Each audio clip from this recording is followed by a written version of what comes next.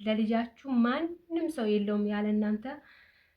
ያም ሰው ካለፈለት በኋላ ይረሳችኋል። ለምን እህታችሁ ወንድማችሁ የራሳችሁ ሰው አይሆንም? ማስቀደም ያለባችሁ አንደኛ ራሳችሁ ነው፣ ሁለተኛ ደግሞ ልጆቻችሁ ነው።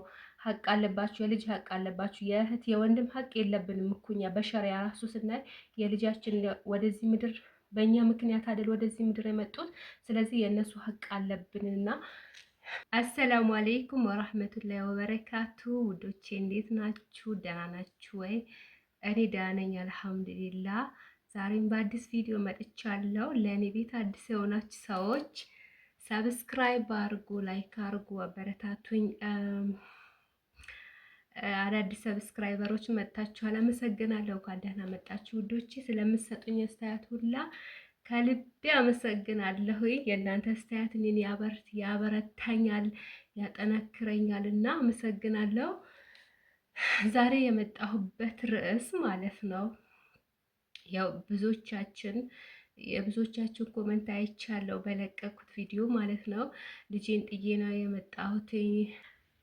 እዚህ ያላችሁ ስትቸገሩ፣ ስታጡ፣ ስትነጡ የሳሙናን ካን አጥታችሁ ለልጃችሁ የወተት አጣችሁ የተቸገራችሁበት ቀን ብዙ ቀን አለና ያን ችግራችሁ እንኳን አንድ ቀን ያልተካፈላችሁ ሰው ልክ እዛ ስትሄዱ ማለት ነው ስትታመሙ፣ ስትወልዱ፣ ምን ስትሉ ዞር ብሎ ያላያችሁ ሰው እዛ ስትሄዱ ጓደኛ ያረጋችኋልና በአዲስ ይጀነጅናችኋል፣ ቅልስልስልስ ብሎ ይመጣልና ያን ነገር መርሳት የለባችሁ መቼም ቢሆን ማለት ነው።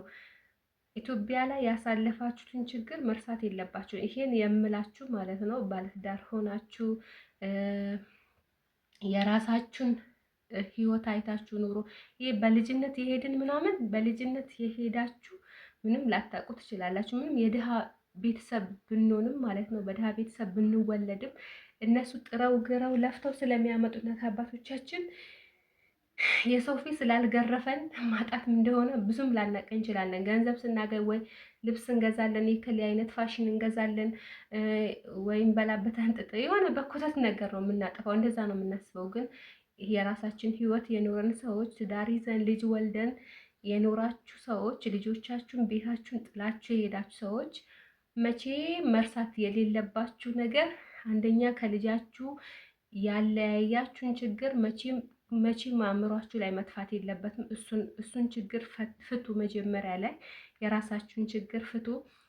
በመቀጠል ደግሞ እዚህ ጋር የሆናችሁት አራስ ሆናችሁ ምናልባት ርቧችሁ ሊሆን ይችላል። በእርግዝናችሁ ሰዓት ብዙ ነገር አምሯችሁ ያን አምሮታችሁን ሳታገኙ ሳትበሉ በረሃብ ያሳለፋችሁት ጊዜ ብዙ ጊዜ ይሆናልና ያን ችግር መርሳት የለባችሁ። መጀመሪያ ራሳችሁን አስቀድሙ። ማንም ይቆጣ፣ ማንም ሰው ለትንሽ ጊዜ ነው ቢቆጣም ከፈለገ ዘላለም የሚቆጣ በእናንተ የሚቀንስባችሁ የሚጨምርባችሁ ነገር የለም።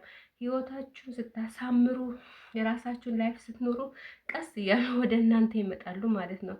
ያኔ ከእናንተ አልፎ ሰው መርዳት ስትጀምሩ ያኔ እርዱ። ለራሳችሁ ችግራችሁን ከፈታችሁ ልጆቻችሁን ሰብስባችሁ ማስተማር ማቅራት በቃ በእናንተ ስታይል ልጆቻችሁን ማሳደግ ስትጀምሩ ያኔ ካላችሁ እርዱ። ግን ልጆቻችሁ ተበትነው ልጅነታቸውን ሳታዩ እኔ ሁሌ አለቅስ ነበርና ያረብ ልጄ ሳታድግ ብደርስ ልጅነቷን ሳትጨርስ ብደርስ ብዬ ሁሌ ነበር ማለቅሰው።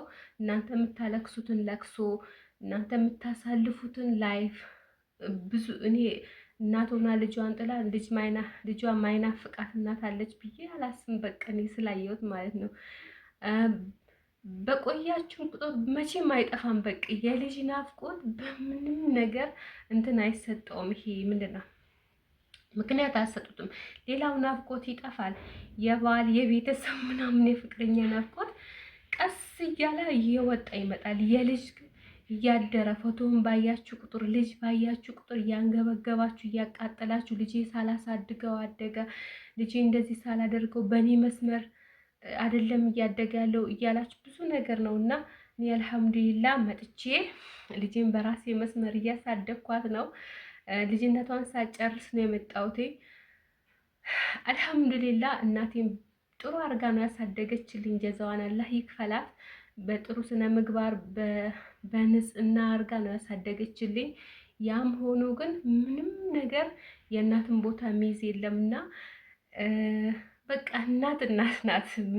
ከምንም ነገር አታወዳድሩም። እና ለልጆቻችሁ ያላችሁት እናንተ ናችሁ። ማሰብ ያለባችሁ ወንድሜ ይቆጣል፣ እህቴ ትቆጣለች፣ የከሌ ይቆጣል ማለት ሳይሆን ያለባችሁ ልጃችሁን አስቡ። ልጃችሁ የሰው ቤት ነው የሚያድገው፣ የሰው ፊት ነው የሚገርፈው። በእናንተ ናፍቆት ምንም አያት እንደፈለገች አድርጋ አሽመንሙና ብታሳድገው ራሱ እናቱን ይናፍቃል ልጅ ማለት ነው። ክብስስ ስላል በእናቱ ናፍቆት ማለት ነው። እና ወይም ደግሞ በጣም ይጨማለቃል። ይሄ ወዶ አይደለም እኮ ልጁ ማለት ነው። ውስጡ ላይ ያለው ነገር ነው እንደዚህ ጨምላቃ እንዲሆን የሚያደርገውና ይሄ ሸረኛ ልጅ ምናምን ነገር ይሆናልና ኃላፊነት ያለብን እኛ ነን። ለልጃችሁ ማንም ሰው የለውም ያለ እናንተ። ያም ሰው ካለፈለት በኋላ ይረሳችኋል። ለምን እህታችሁ ወንድማችሁ የራሳችሁ ሰው አይሆንም? ማስቀደም ያለባችሁ አንደኛ ራሳችሁ ነው፣ ሁለተኛ ደግሞ ልጆቻችሁ ነው። ሀቅ አለባችሁ፣ የልጅ ሀቅ አለባችሁ። የእህት የወንድም ሀቅ የለብንም እኮ እኛ በሸሪያ ራሱ ስናይ የልጃችን ወደዚህ ምድር በእኛ ምክንያት አይደል ወደዚህ ምድር የመጡት። ስለዚህ የእነሱ ሀቅ አለብንና መጀመሪያ የልጆቻችን ሀቅ እንወጣል። በእኛ ናፍቆት ይቀጣሉ እነሱ። እኛ ስንት ቀን ነው የምናለቅሰው? እዛ እንትናችን ነው፣ ቀልባችን ግን እዚህ ነው፣ ቁመታችን ምናምን እዛ ነው። እና አንዳንዴ ነገር በቃ ያስለቀሳችሁ እኔ እንጃ ልጆቻችሁን ጥላችሁ እንድትሰደዱ ያደረጋችሁን ነገር መቼ መርሳት የለባችሁም። እዛ ከሄድን በኋላ እኛ ብዙ ጊዜ እንረሳለን። አንዱን መጥቶ ተቸገርኩ፣ አንዱን መጥቶ በባህር አንሽኝ፣ አንዱ መጥቶ ነገር አድርግልኝ፣ አንዱ ነገር ይለናል። እና የእኛን ቁስል ማንም የሚረዳ ሰው የለም። እኔ ልጅን ጥዬ ስለሄድኩ ነው ይህን ነገር ምነግራችሁና ብዙ ምሽቶች አልቅሳችኋል፣ ብቻችሁን አልቅሳችሁ ትራሳችሁ በእንባ በስብሶ በልጆቻችሁ ናፍቆት ልጆቻችሁ እንደዚህ ፊት ለፊት እየመጡ ሲወድቁ ሲታመሙ የሆነ ነገር ሲሆኑ ነው የምታያቸውና ያን ሁሉ ያሳለፋችሁትን ችግር ልጆቻችሁም ደግሞ በእናንተ ናፍቆት እናት በማጣታቸው ምናልባት እኛ ስንሰደድ ልጆቻችን ከአባትም ጋር ይርቃሉ፣ አያት ጋር የሆነ ቦታ ነው የምንወስዳቸው አብዛኞች ማለት ነው። እና ከእናት ከአባታቸው ተለይተው የሌላ ሰው ፊት ነው የሚያዩት። እና አያትም ብትሆን ምንም ብትሆን እንደ እናት አይደለችም።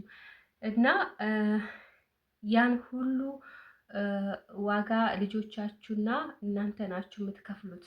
የእናንተ ልጅና ራሳችሁ ነው ያን ዋጋ የምትከፍሉት። እና ያን ደግሞ ማን የሚረዳችሁ ሰው የለም። በእናንተ ቦታ የሚቆም ሰው የለም። እና ባገኘው አጋጣሚ ብር ላክልኝ ካላክሽልኝ ያኩርፉ። ወላሂ ምንም አንድ ብር አትስጡ። አኩርፈው ለትንሽ ጊዜ ነው፣ ለዘላለም ያኩርፉ ከፈለጉ